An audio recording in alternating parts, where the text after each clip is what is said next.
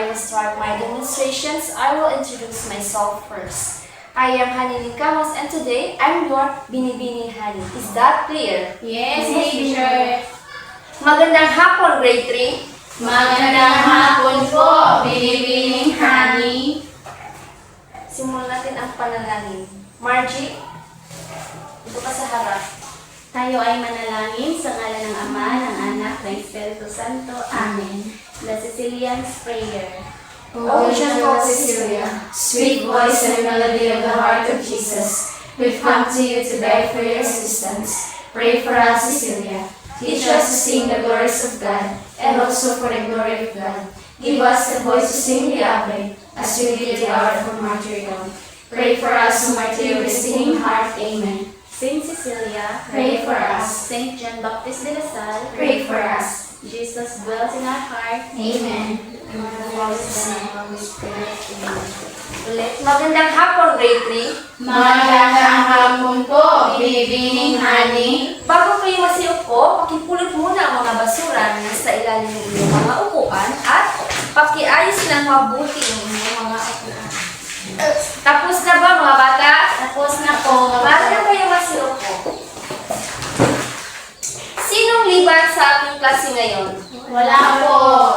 Mabuti kung walang liban sa klase natin ngayon. Bigyan ng 3 palakpak yung mga sarili. Ngayon, dito sa loob ng silid-aralan ay magkakaroon tayo ng mga alintugtungin na dapat natin sundin. Una, makinig sa guro. Makinig sa guro kung ang guro ay nagsasalita sa harapan, hindi lamang sa guro kayo makinig, pati na rin inyong mga kaklase. Pangalawa, huwag maingay. Pangatlo, operasyon sa klase.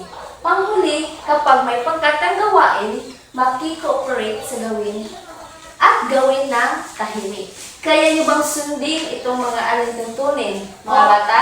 Opo, Binibining. Mabuti. Ngayon, meron ako mga vocabularyong salita. Ako muna ang magbabasa pagkatapos kayo naman din. Gulay, Gulay. palay, Palay. bangos, Bangos. nara, Nara. mais, Mais. tilapia, Tilapia. mahogani, Mahogani. prutas. Prutas. Ulit mga bata, Gulay. Palay. Bangus. Nara. Mais. Tilapia. Mahogani. Prutas.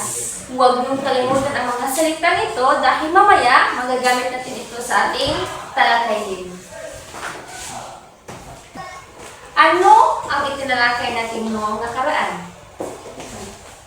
Margie, Ang tinalakay natin noong noong nakaraan binibini ay tungkol sa kalikasan. tama. Tungkol sa kalikasan. Ano naman kaya ang kalikasan? Ding-ding. Ang teacher, ang kalikasan ay ang mga puno, mga ano tawag yun? Mga halaman na hindi gawa ng tao. Tama. Dito sa ating kalikasan, marami tayong makikita. Rina, magbigay ka ng isang halimbawa na makikita natin sa kalikasan. Puno po, teacher. Tama, puno at iba pa. Ngayon, meron akong ipapakita sa inyong larawan.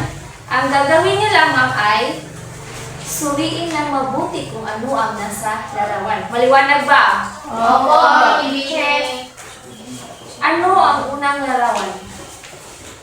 Margie, The teacher. Is that teacher? maaari din. Ding-ding. Sa tingin ko po, ito po ay bangus. Tignan natin kung tamang inyong sagot. Tama, bangos. Pangalawang larawan. Rina, Mga prutas po, teacher. tama ba ang sagot ni Rina? Opo, binibini. Tignan natin. Tama, prutas. Bigyan ng 5 palakpak si Rina. Pangatlo, meron ba kayong idea kung ano ang dingding? Tingin ko po, ang larawang yan po ay palay. Tignan natin kung tamang sagot ni Dingding. Tama, palay. Ano nga ulit ito? Palay! Pang-apat na larawan. Ano ito? Rina, Mga puno po, bing-bing. puno maaari din. Ano? Ano pa?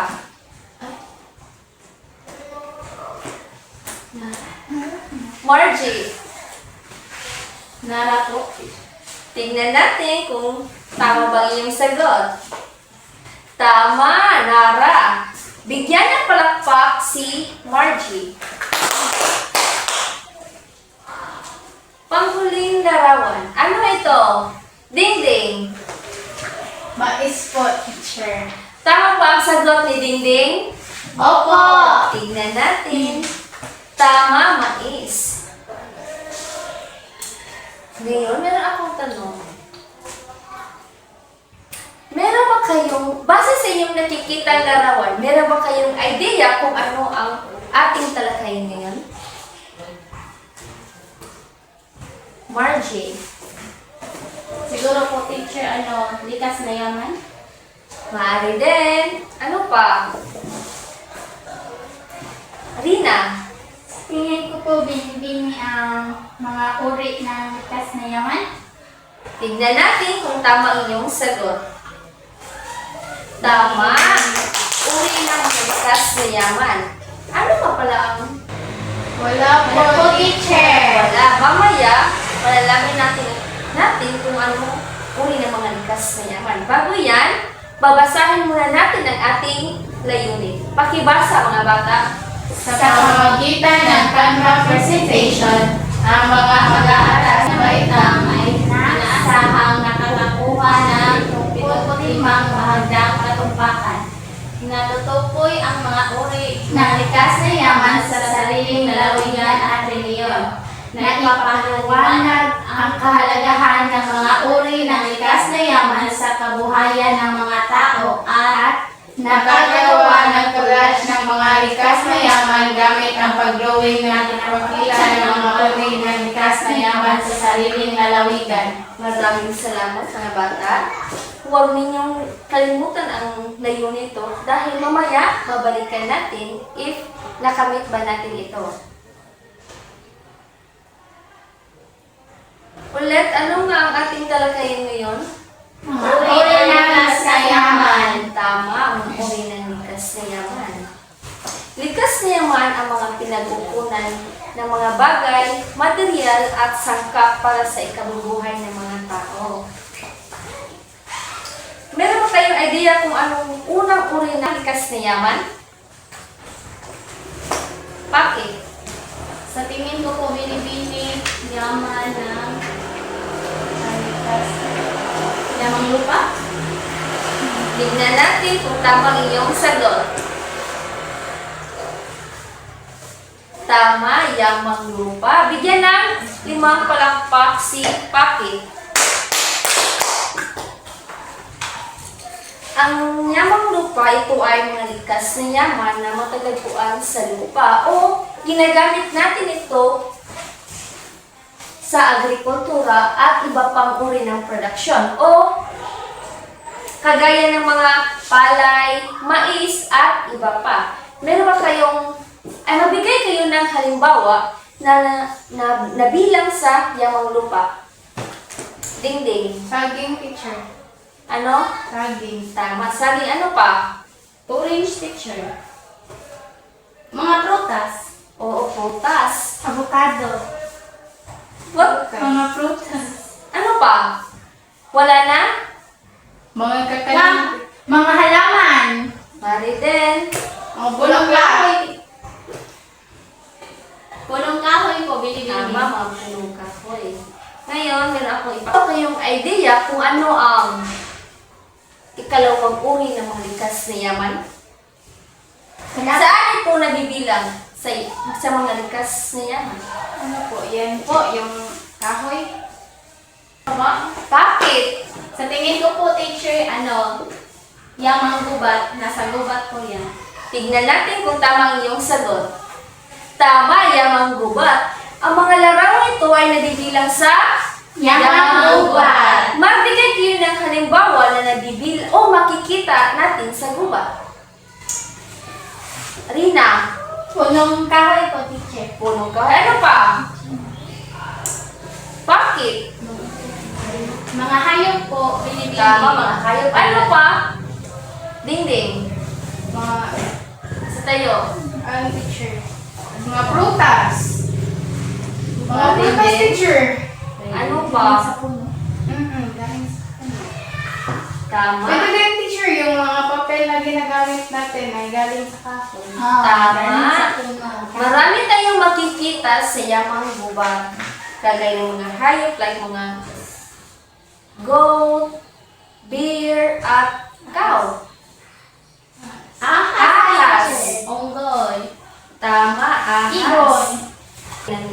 Ano naman kaya ang ikatlo na kadalasan ay makikita natin sa dagat, ilog, at lawa?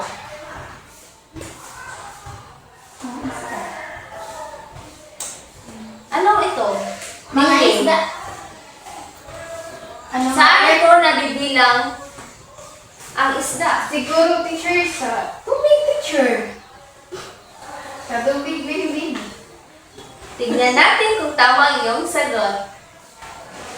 Ito ay nabibilang sa yamang Tubig. Magbigay kayo ng halimbawa na makikita natin sa yamang tubig. Rina, Shark. ano pa? Seafoods. Bakit?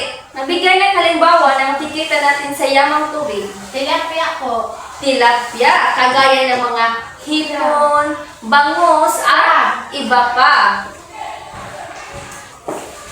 Anong subject na ma-integrate natin sa mga uri ng likas na yaman? Dingding. Kuan, teacher, ay binibini. ESP. Paano mo nasabing ESP? Ano po, teacher, dapat tayong mga tao dapat pangalagaan natin ang mga likas na yaman dahil nakakatulong ito sa araw-araw natin ng mga hanap buhay. Tama! Ang mga uri ng likas na yaman ay mahalaga ito sa ating pamumuhay dahil dito tayo kumukuha ng ating panghanap buhay. Sa SEC core values, ano kaya ang values na ating maaring makonektado sa ating talakayan? Dingding. Ano, teacher, love of country. Bakit? Ang gaya ng sinabi ko kanina, teacher, na yung mga likas na yaman na nasa ating bansa ngayon ay dapat nating pangalagaan dahil mahalaga ito. Ito ay nagbibigay sa atin ng pagkain at hanap buhay na ikinabubuhay nating mga tao. Tama. Pagmamahal sa ating kapaligiran. Ano nga pala ulit ang ating itinalakay?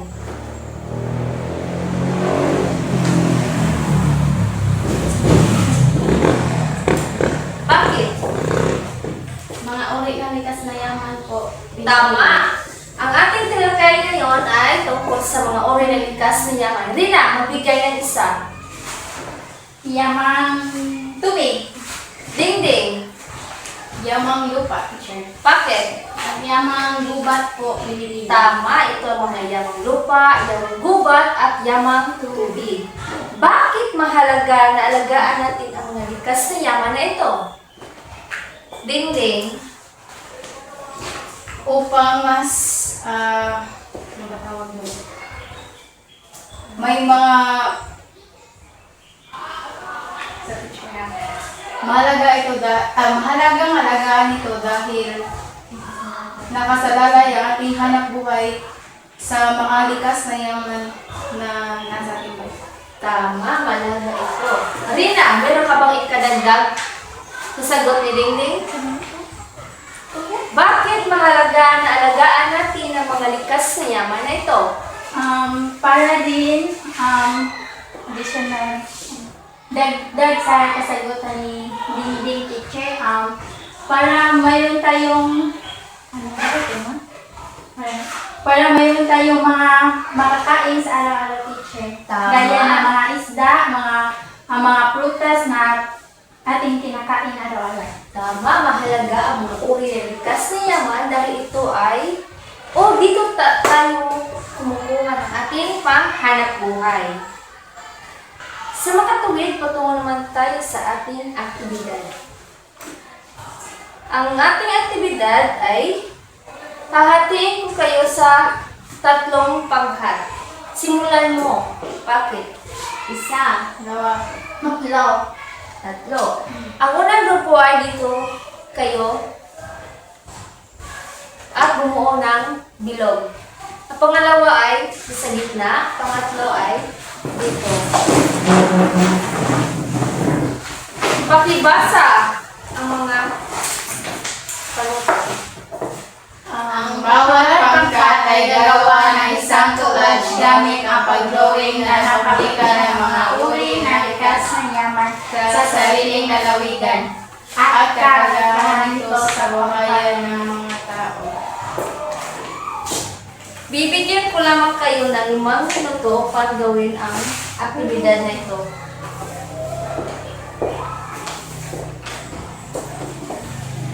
Simulan niyo na. Tapos na ba kayo mga bata? Oo! Pipili lamang ako ng isang grupo upang ipresenta ang kanilang ginawa. Unang grupo, pumunta sa harap at ipaliwanag kung bakit yan ang iyong napiling i-drawing o collage. Ang ginagawa kong collage ay napili kong i-drawing ay ang palay, isda, at puno. Dahil ito ay mahalaga sa atin sa panghanap buhay, kaya ito ang in-drawing ko at mahalaga sa ating pangkabuhayan at dapat natin itong alagaan. Tama. Bigyan ng palakpak si Margie. Magaling mga bata, kayo ay nakakuha ng malaking puntos. Bigyan ng 5 palakpak ang inyong mga sarili. Pakibalik ang inyong mga upuan.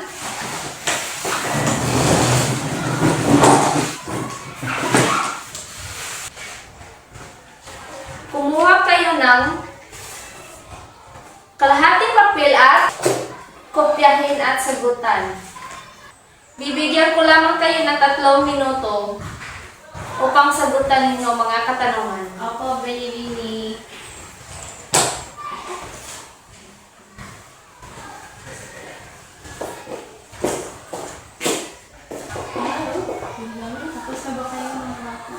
Tapos na ba kayo mga bata? Tignan natin kung tama ang iyong mga sagot. Sino sasagot sa unang tanong? Dingding.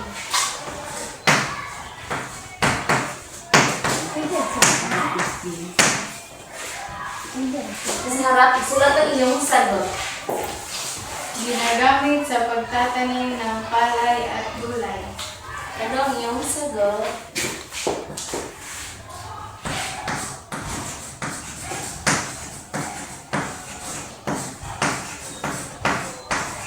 Yamang lupa. Tama ba ang sagot ni Dingding? Opo. Tama. Bigyan ng 5 palakpak si Dingding. Pangalawang tanong. Sino ang sumagot? Rina.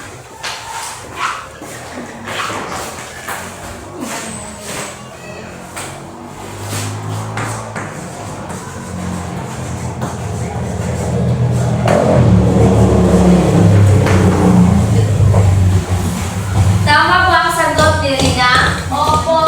Bigyan siya ng 3 palakpak. Pangatlong tanong.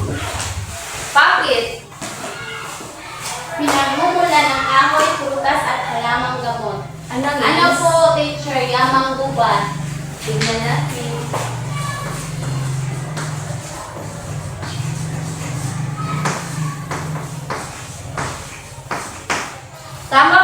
sagot ni Pakit?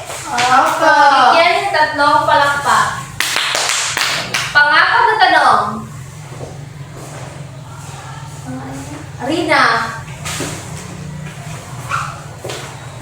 Ginagawang tirahan ng mga hayop gaya ng unggoy, ahas at pusa.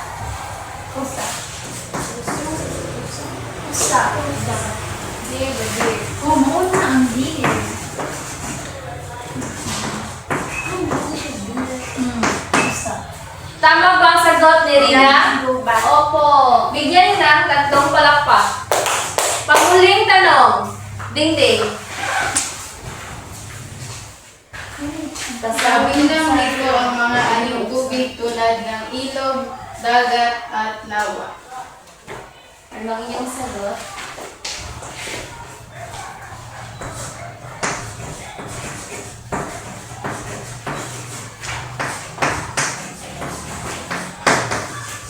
Tama ba ang sagot ni Dingding? Opo.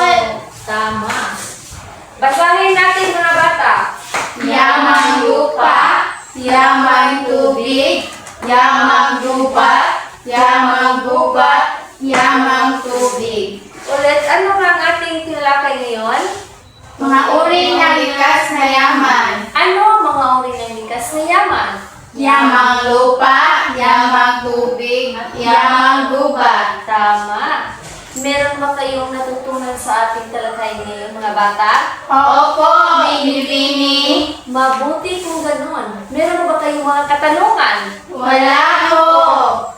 Babalikan natin ang ating layunin. Tignan natin kung nakamit natin ang mga ito.